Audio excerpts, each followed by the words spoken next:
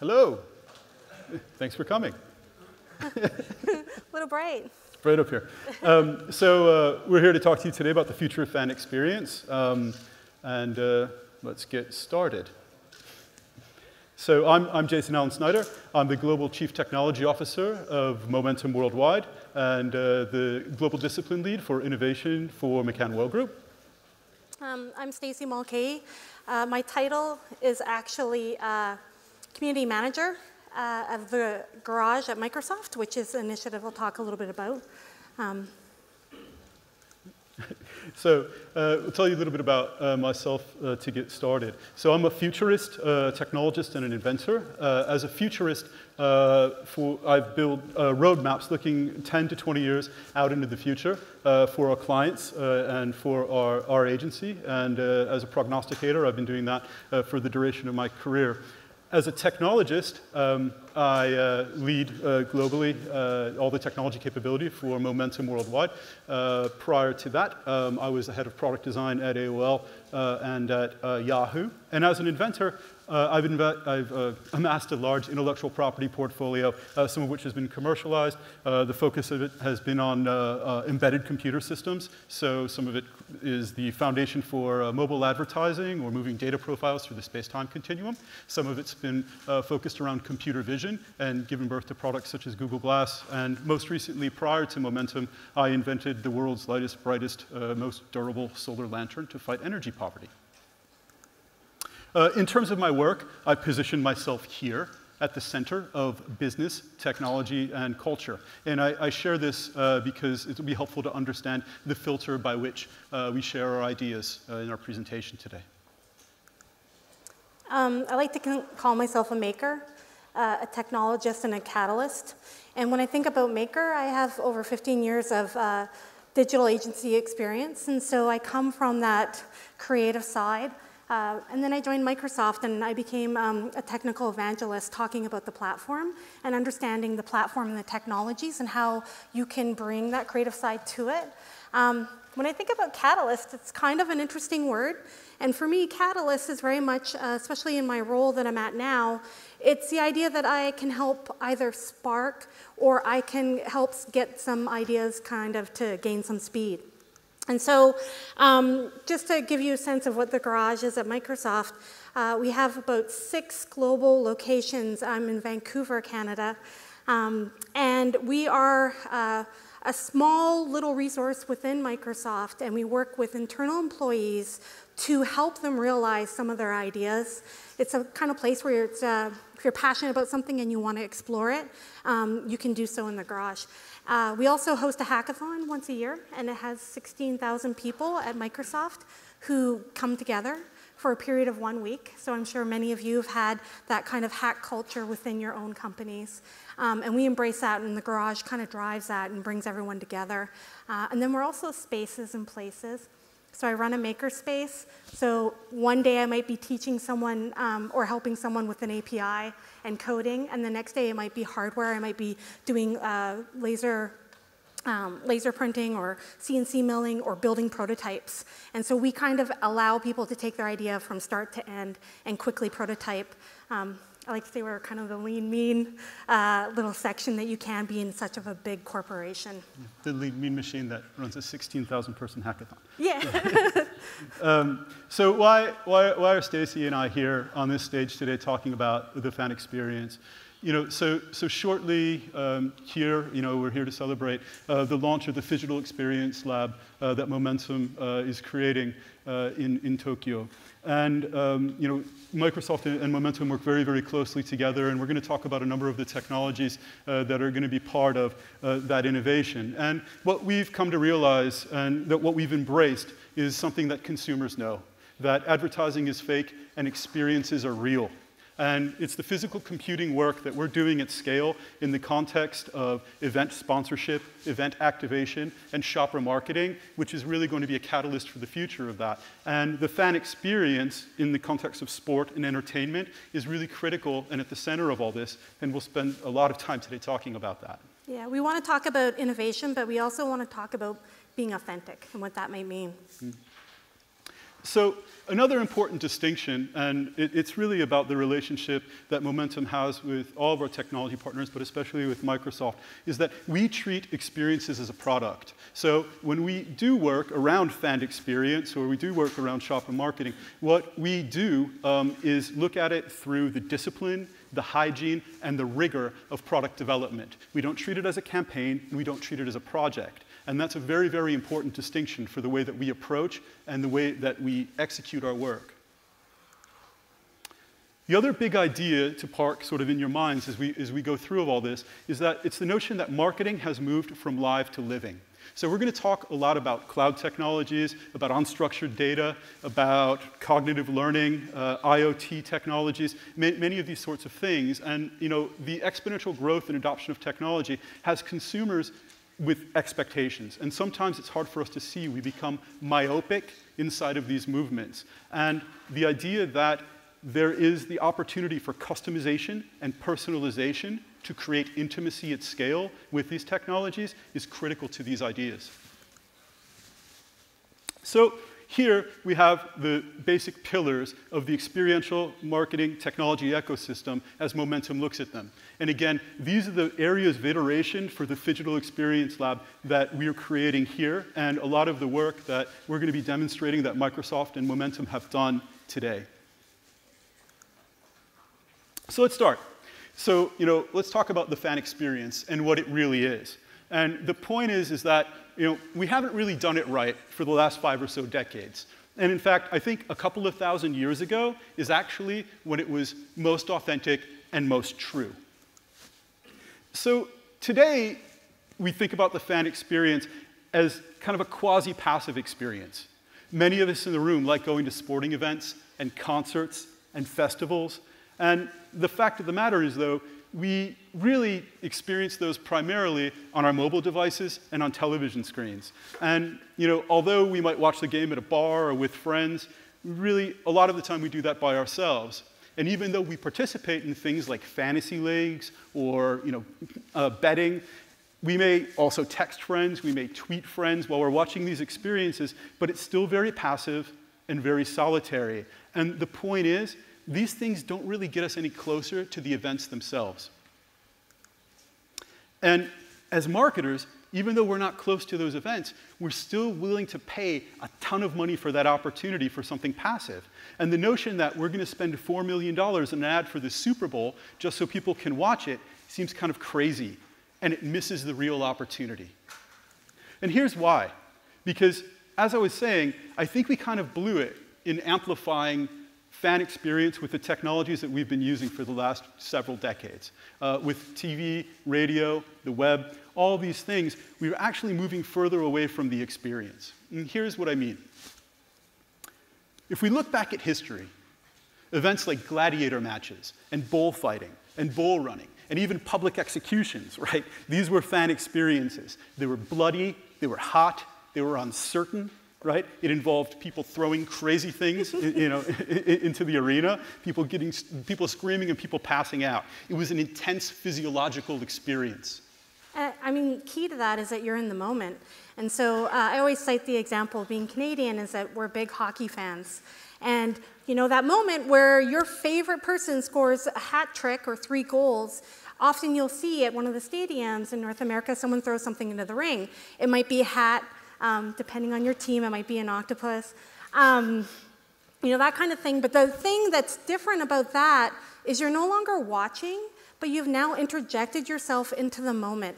And you've become part of that moment, part of that spectacle. And that is something that passive TVs or screens just can't capture in the same way.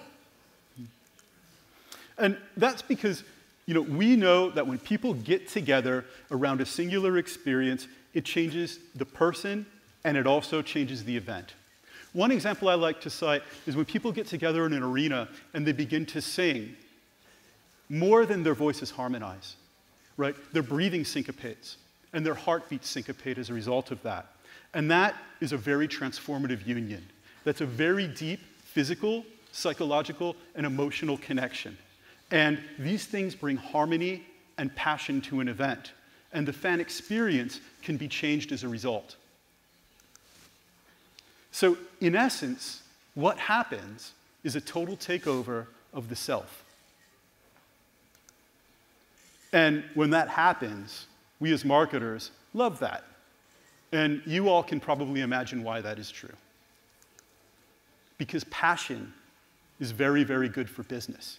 We can monetize that. So if we take a real-world example of the things that I was describing, and maybe what it takes to produce an event like the Olympics, right? We have logistics, we have terraforming, we have the building of stadiums, new roads, new infrastructure, all the security concerns, travel, right? Ticketing, all of these things. There are many ways that marketers can borrow the equity from all of these behaviors and think about monetizing them. And, you know, beyond that, what's going to happen next? And this is where we start to think about where the fan experience can go. And when we take into account the importance of things like physiology and passion and presence, it really changes the meaning or the future of fan experience. And a good place to start is how technology can take fans where humans can't go. And it's an interesting thing to consider. So here's an example of some work that Momentum did recently with our Verizon client at the 100th anniversary of the Indianapolis 500 race, and at the Indianapolis 500 Raceway. What we were able to do is put virtual reality cameras on the track, not just at the pits, but on the track, right next to where the cars were, in places where people can't go, in places that would be unbelievably dangerous or impossible for a person to stand. And what we saw are that people that had attended that event for the last half a century, people who've been watching this in person for 50 years, when they put on these headsets, and these are high-definition 360-degree virtual reality, live streaming of that event with binaural audio, it really changed the meaning of passion for them, and it really changed their understanding of the event in interesting ways. So we're putting technology in places where people have never been as fans, even for very, very, very long periods of time. If we look at something like mixed reality and PGA, we can look at an example like this of, taking the idea of a golf course and something that you might know and you might watch on TV, and then taking that idea of the golf course and not only watching it on TV, but maybe bringing it to where you are. And so although we started this conversation about taking people to places that they can't go or they wouldn't normally go, it's also about bringing those places to people. And so something like this, overlaying all of this data on top of a course, for example, and you're getting that sense of, we talked about biometrics and IoT and the data. Now we can get the swing rate. We can get all of this crazy amount of information. And for a fan, that's really, really exceptional when you think about those things, right? I love it. It's like, yes. But it starts to take that idea that you might never go there, and it's bringing it to you, and that's super powerful. And so this is an extension of that. It's about providing access, putting fans in places and taking that fan experience and bringing it in new ways. In the same way Stacey's talking about taking data and overlaying it to where fans are, we can put access into the playing arena in interesting ways as well. The example that you're seeing here was for American Express with the Golden State Warriors. This was the first ever live stream IMAX event where we brought the entire stadium experience out to fans inside of IMAX arenas.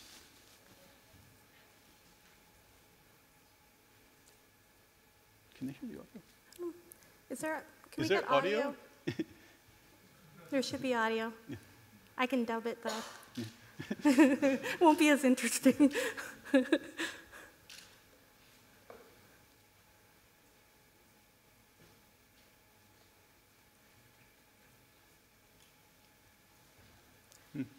Maybe not. What's less exciting without audio? I assure you this is very exciting.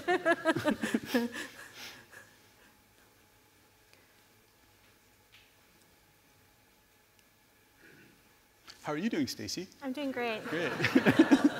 I can dance if you all want me to, yeah, but it's not pretty. Yeah, no, it's good. Little tap dance. That's all the moves I got. That's it. That's all it's your turn. No, it's never my turn. We'll see if we can get audio on this.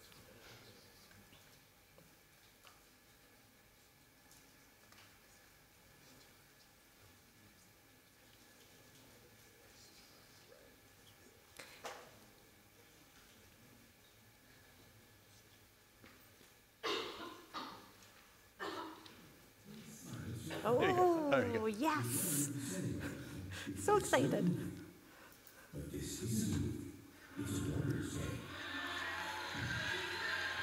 Thank you.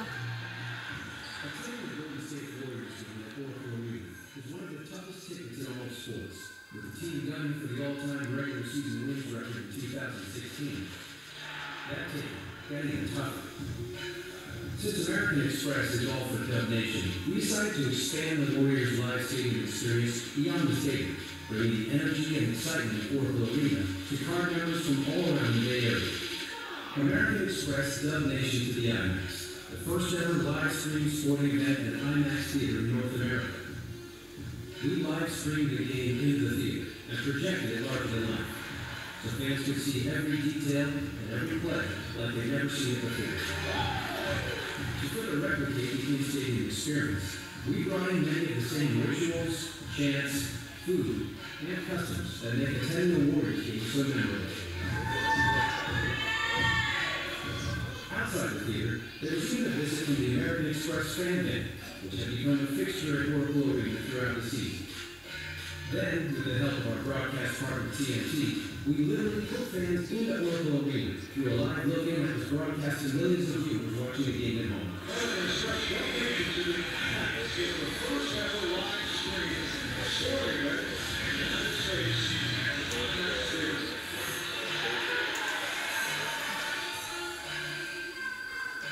At the same time, the Warriors were making history. So was American Express.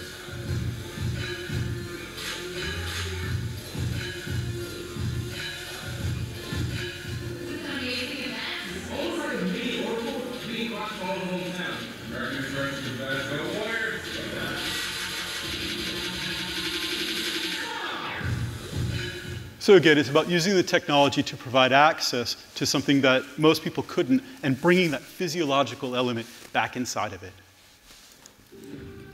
2015 was a big year for virtual reality, but for American Express, it wasn't enough to make another passive VR experience you sat and watched. For over 20 years, we've helped bring fans at the U.S. Open Tennis Championships closer to the action.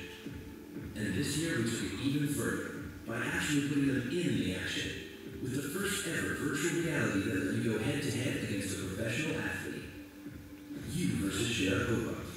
This fully immersive experience put a tennis racket in your hand, put you on a court you can really move around in, and tested your skills against a tennis superstar.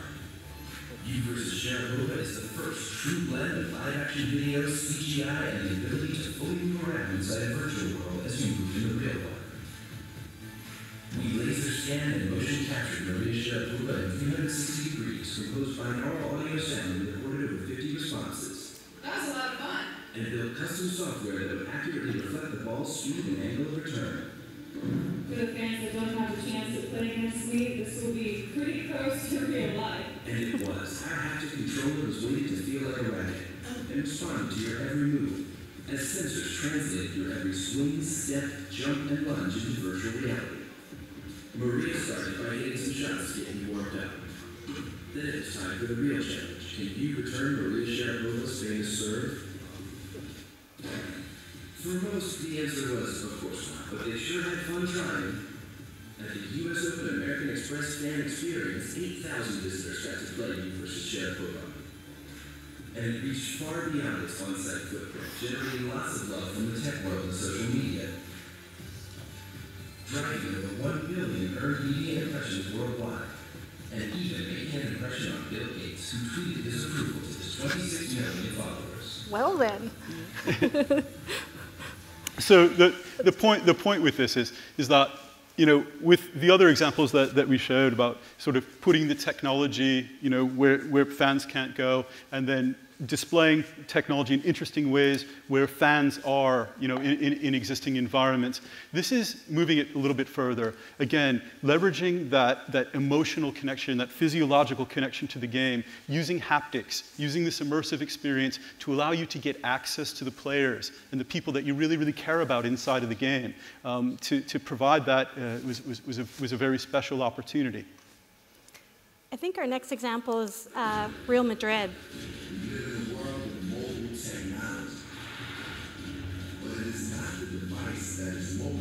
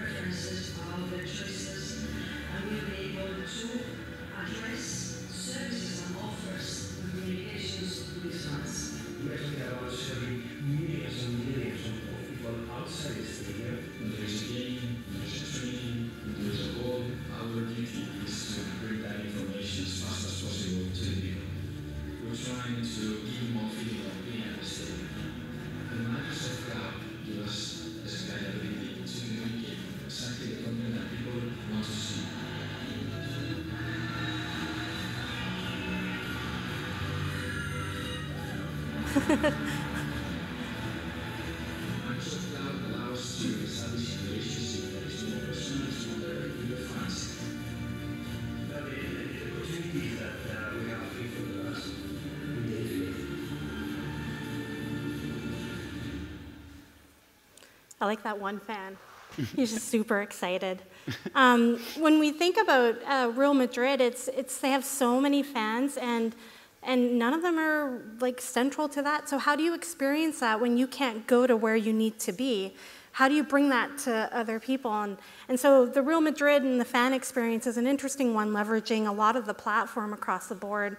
Something that we worked with Momentum a little bit on. And so, you know, anything from an app to creating those experiences, really trying to unite fans as well with other fans is really important as well for that kind of authentic experience. In understanding, you know, those cloud services and this idea that we're not just going to create an event in one stadium, but we're going to create stadiums everywhere simultaneously, persistently. That's the opportunity for the fan experience with these sorts of technologies. Yeah, fans want to connect with who they're fans of, but also with other fans in this scenario.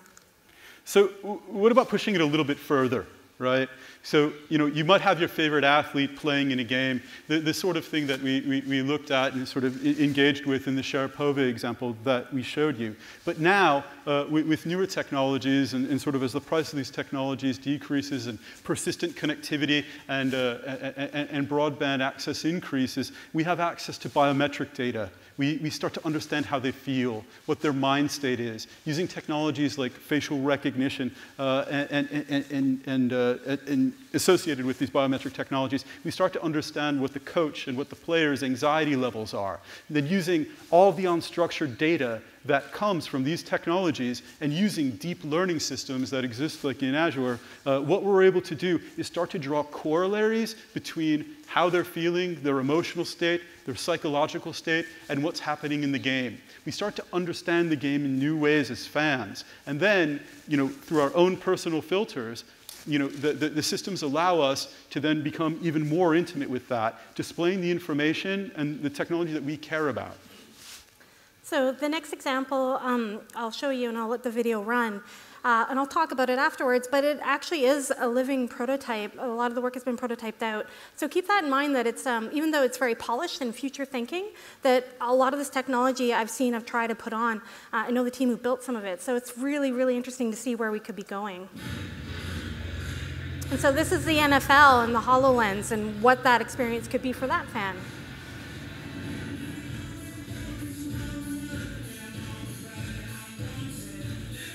Music, catchy.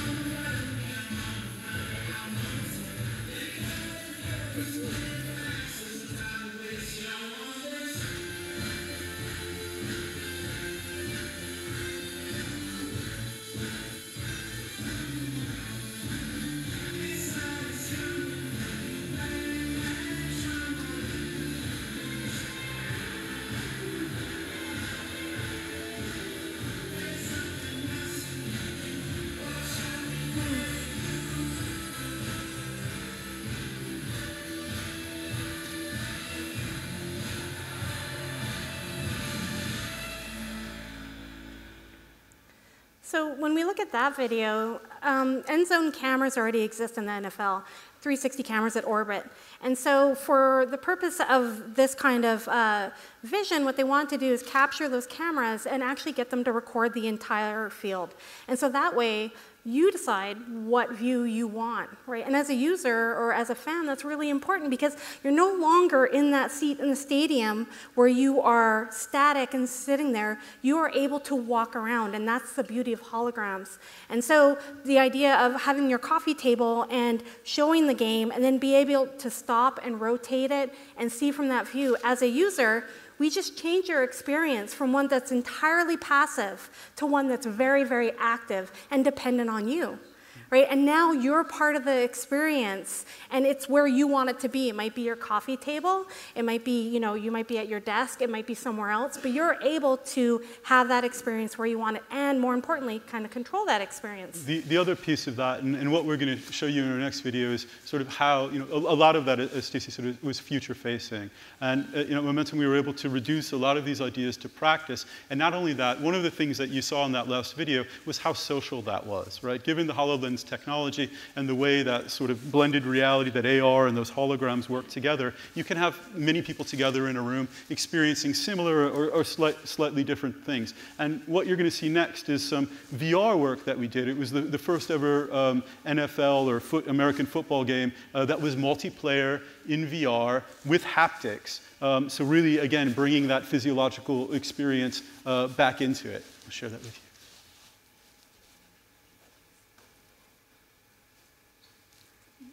Oh, there we go. Thank you. Saw the cursor.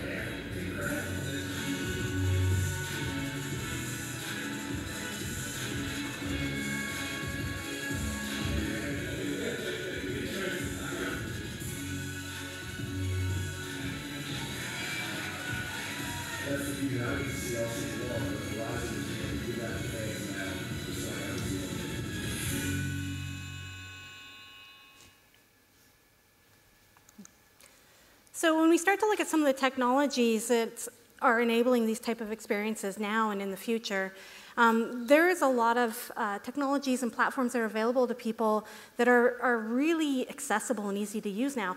One of the things we talk a little bit about that we released was called Video Insights, or video indexing, that we released on our platform. And that's the idea of, when you think of video streaming and it's passive and you're watching, but how do you get real-time insights? How can you measure emotions? How can you look at faces? How can you determine any of those kind of insights, keyframes from a video, real-time?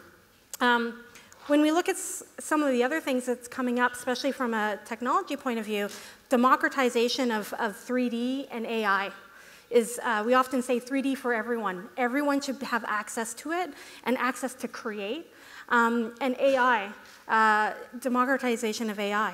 So being able to use something like facial recognition is easier and easier. And right now for us, for example, in cognitive services, it's just an API. So the ability to start using this technology, the learning curve has been greatly reduced, which means that the input is not going to take as long as the output is going to be much greater. And then you have things like real-time messaging with the bot framework. and all hosted in the cloud on Azure in a central point, so it doesn't matter where you're experiencing any of these items, that you can still host, you can crunch the data if you want to, any of those things, it's all there. Right. And it's these disruptive technologies, these technologies that are really going to be sort of the tip of the spear moving forward to create really deep, meaningful fan engagement. Working with Microsoft, the Phygital Experience Lab that we're creating here, these will be the sorts of technologies that will be the focus of the iterative work that we're going to be doing. So, this is the ugliest slide that we have in our presentation, and that was intentional because we wanted to make sure that everyone paid attention to this, because this is a really big idea. And what this is talking about, we want to really introduce the idea that the meaning of sport is changing. And esports is a very, very big idea and a very big opportunity for the fan experience and for marketers in general moving forward. Because with esports, the lines between fans and players and athletes are blurring. I'm going to spend a couple minutes talking about that idea. Here's an example. Esports is officially going to become a medal event at the Asian Games in China. And this is as a result of the IOC making that decision. So that means, possibly, one day soon, that esports could become an Olympic event. And the objective, as we were saying before, isn't to lose screens, but to harness the passion and the physiology of a live experience and augment that with all of the deep learning technologies that we're talking about. And there's really no better place to do that and to engage in those things than esports. So Momentum launches a series of intelligence reports. And very recently, we launched our We Know Gamers report. And we did this in conjunction with Twitch. And it was a global research study across the US, the United Kingdom, and Japan, about 3,000 gamers. And about 700 of those were part of Twitch's main research power group, or their own consumer panel. And of the people that participated, the 3,000 people that participated, they needed to play about 20 hours or more a month of games, and they really had to play on a console or a PC. So these weren't sort of the casual Candy Crush mobile gamers. These were, more or less serious gamers, hardcore gamers. And we learned a lot of things. And one of the things that we learned is that most people playing games really felt that esports needed to be recognized as an official sport. And they believe that it will surpass watching and playing sports within the next 5 to 10 years. And we see new communities that are popping up in this area as well. Smash Sisters is one where it's a global organization of women gamers playing Smash competitively, exceptionally. And communities like this are pushing that idea of esports being realized as an Olympic sport potentially forward, for example. The next thing we learned was pretty interesting. There's 1.9 billion gamers across the globe. So, in contrast, Netflix has just about 94 million subscribers. And Twitter only has about 300 million monthly active users. So of those 1.9 billion gamers globally broken down, 1.2 of them use a PC and 1 billion use a console. So it's not, again, these Candy Crush mobile players. And it means that the gamers, of those almost 2 billion gamers, are using more than one platform or method to participate. So the meaning for sponsorship and the meaning for marketers and for our clients, it's obvious. And the important thing is that this isn't just a moment in time. This isn't a fad. We're actually in the second generation of gamers. And those numbers that are participating, they're growing exponentially. And in fact, more than half of the gamers would want to make it a family event. And really, in many ways, this is the holy grail for marketing, right? This is the long tail, multi-generational participation over long periods of time in an activity that sometimes takes many hours, right? The level of engagement, the level of interaction, the level of passion, and the physiological aspects as the technology changes, right? With haptics, immersive technologies like HoloLens or other VR and mixed reality technologies. This is a really big deal, and that's the point. So, in essence, when we consider the overwhelming passion that gamers have, the numbers, 1.9 billion and growing globally, and the mainstream recognition that's happening as an official sport, this is a recipe for success at a scale we've never before encountered in fan experience. And the connections are there, right? We've talked about the unstructured data and the physiological and emotional connections of live experience and what happens when we bring cognitive intelligence and machine learning into all of this. And the fact that this isn't happening just in one stadium, as we demonstrated with the cloud computing services that we built in combination with Microsoft for Real Madrid, right? This is millions of stadiums, persistent stadiums, 24 hours a day, 7 days a week, 365 days a year. So hopefully by now you've realized that the opportunity for marketers is to help drive and harness the future of fan experience, especially in esports. And by using all of the deep learning and unstructured data, we can take fans to places that they've never gone before, whether in place, in the physical world, or in synthetic worlds. And it's kind of a wonderful time to be a marketer in this context, and it's really just the beginning.